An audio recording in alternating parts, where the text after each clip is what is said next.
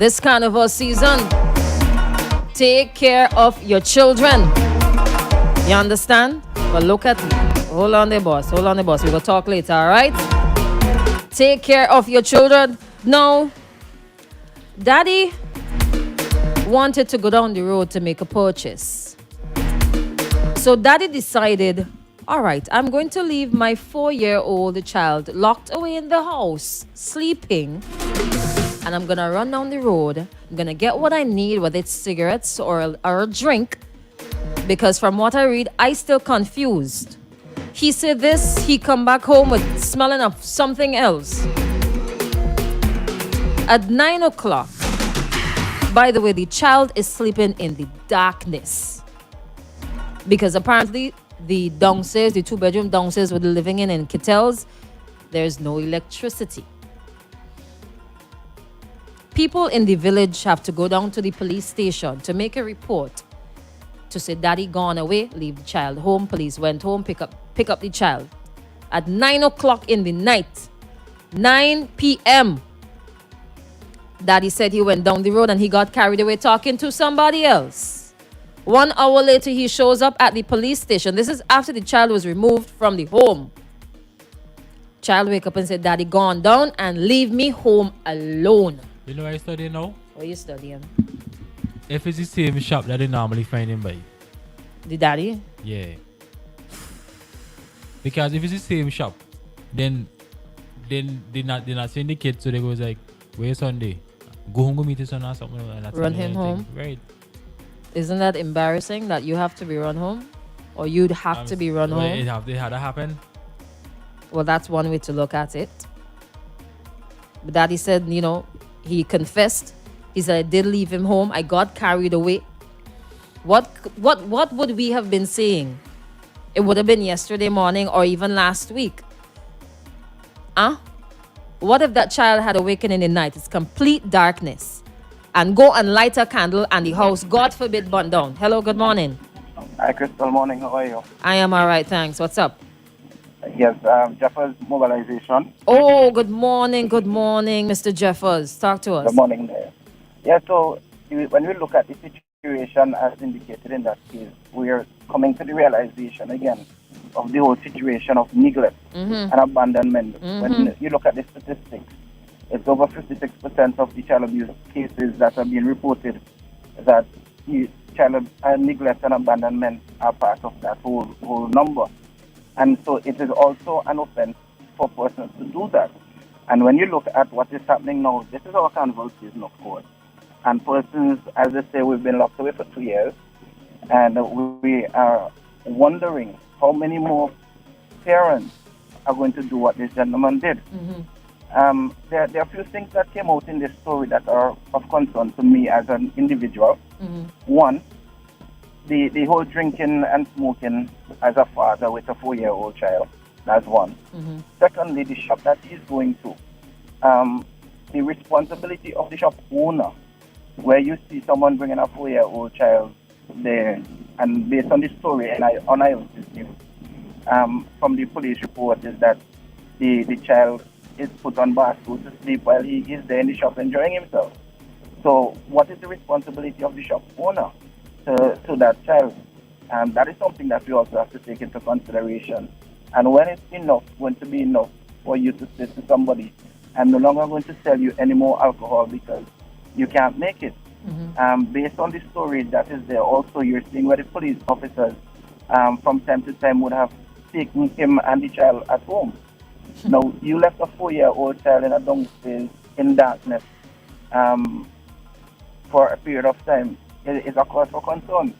And we are going to hear more of these because I want to also say thanks to Extreme and a few other radio stations. Our campaign, See, Suspect and Say, has been allowing us to reach more people, and people are now willing to talk out about these issues because they realize they can do so in confidence and with confidentiality.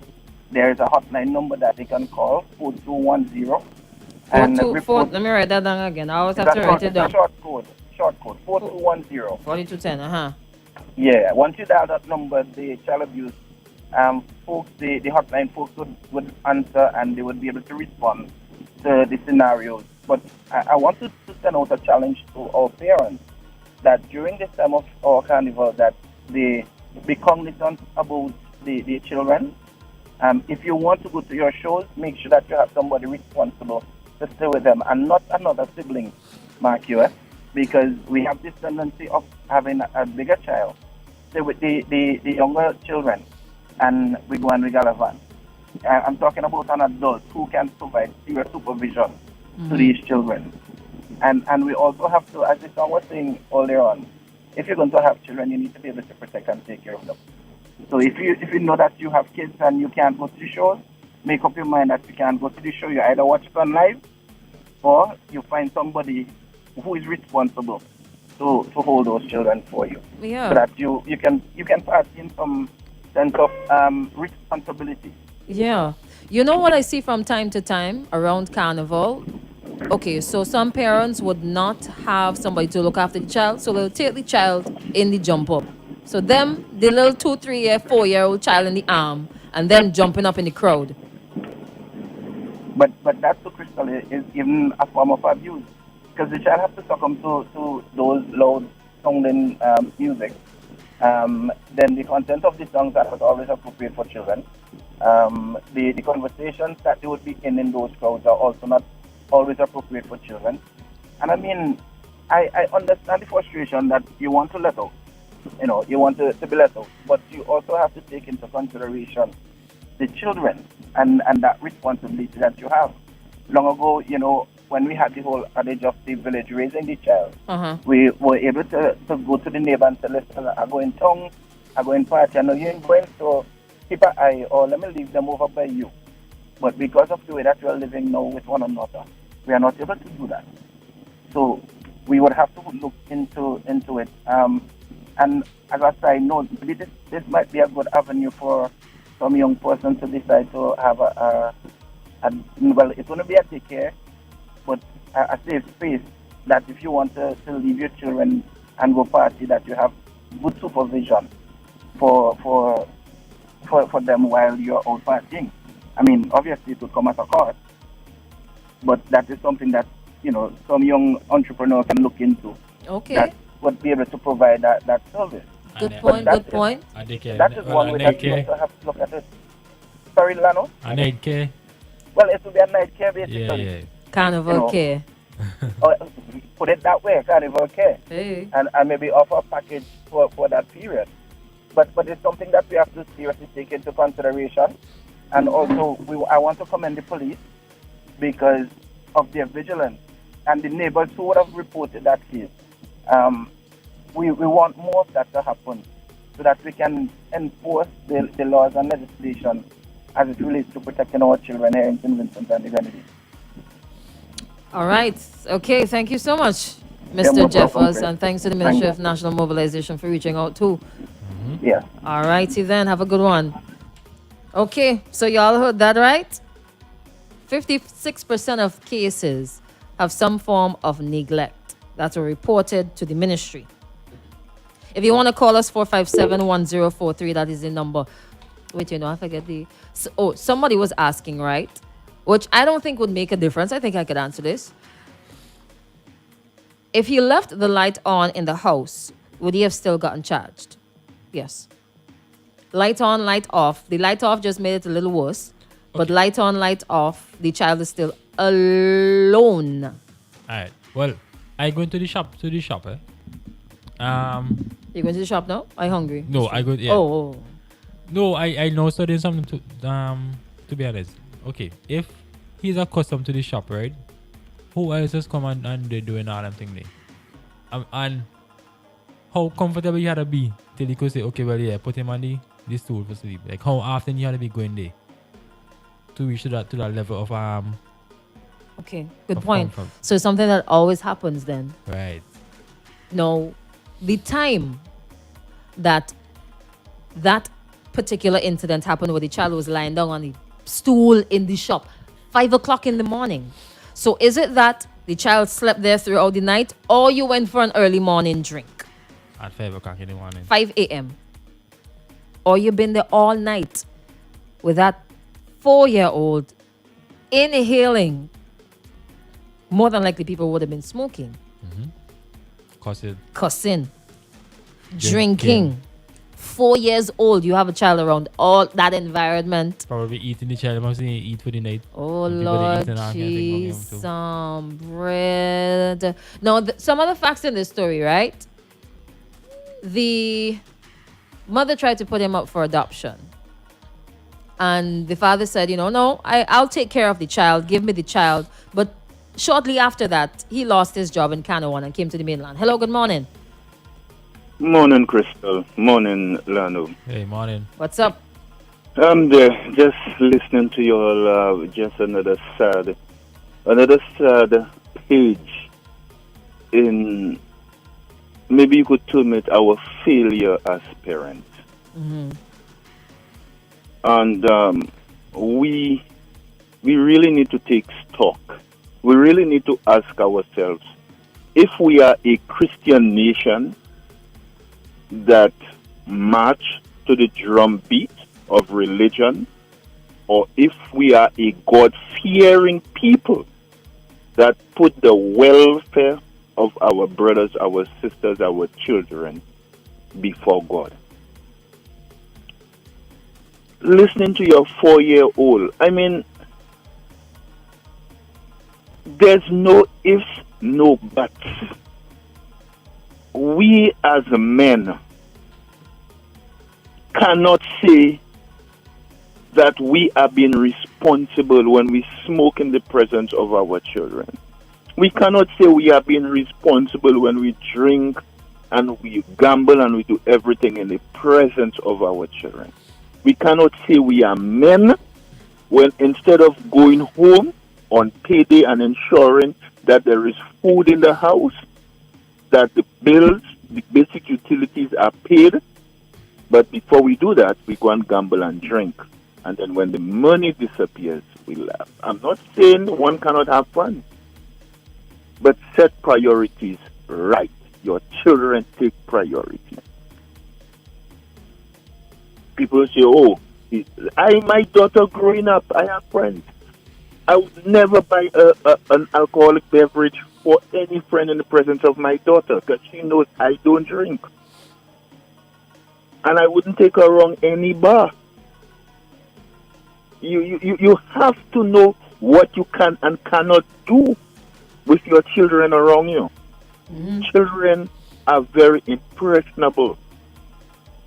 They see you do. Look, one of the first things my grandfather kept drilling in our heads, and our mom also, do not give children to drink out of bottles. Get a straw, or you get a cup. Do not give them the habit of drinking out of bottles. Because one day when they are thirsty, and they may just pick up a bottle with the wrong substance. But to take your 4-year-old and be drinking around, no.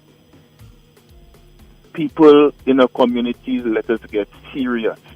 Let us protect our children. We already see what is happening. Take the children away, call the authorities, protect the children. I mean, people talk about, I'm not working. Yes, it happens to persons at different times. That does not mean you have to be irresponsible. True. Why leave your child in the house and say you're going down the road? The child big enough. That's a big boy. Yes, she's a girl. She's a big girl. She can even dress herself. No. That is being irresponsible. We cannot continue to be that irresponsible. And men, if men serious about being macho, you will, and if you and the mother not together, go and check on your children. Always go and check on your children. That is your responsibility. And if your child mother have another man, and the man doesn't want you to come and check for your children, and the mother says nothing, she ain't a mother yet. We have a responsibility to our children. Whether you're rich or poor, You live in a 6-bedroom mansion or you live in a 1-room shack. The principles of raising the children does not change according to your status. So people using those things as excuses, no way, no, no. There are some parents who have very little and still manage to take care of their children. Thank you. Thank you. Thank you. That idea of giving children cell phone and going to sit in a corner, you asking for trouble. The idea of the child come and say, Mommy, I want this, and you give it to him or her right away. You asking for trouble. You asking for trouble. You can give it to them, but teach them to wait. Oh, hold on a minute, please. I am doing that. Sit there, one play. When I'm ready, I will call you. My mom used to do us that all the time. She used to do us that all the time. And it's only when we grew up and we had understanding and she explained that to us. Never raise your children with the understanding that when they ask for something, they can get it right away. She said, and something else, people say they cannot get their children to sleep early. I just laugh. My mom, if you do not want to sleep, that's not a business. 8 o'clock, you go on your bed. These are school days. Lights out. Lights out, you on your bed. You don't want to sleep? That's not her business. Stay on your bed. 8 o'clock. You stare at the ceiling. Yeah. Stare at the ceiling. Sing yourself to sleep until you drop sleep, yeah? Yeah, that used to happen to me too. Stand in bed. But people say that their children can't. No. You have to begin training your kids. You have to begin training your kids. My younger brother wouldn't go to sleep unless his dad was there. And sometimes he would kick hell. And one day my mother said, you know something? Enough is enough. Go to your bed. I don't want to hear you. His father sat in the living room and he kept calling, Daddy, Daddy, Daddy. Aww. Father got up, went to the bedroom door and told him, Conan, you growing up. From now on, you have to, I won't be there all the time. And I don't want to hear you. And he went, After a while, we didn't hear him. When we checked, he fell asleep. And from then on, because you have to break the habits. Yeah. Why people say, oh, you have to break the habits, painful as it may be, start from small. Start from small. Wake up, hey, pull your bed. Pull the bed sheet here. They may not do it properly, but you have to do it. Put your shoes properly in the corner. Get into the habit, right? Get them into the habit of doing things. There's so many things in parenting, apart from just providing food, water, sending them to school. So many things that we really have to look at as parents, eh?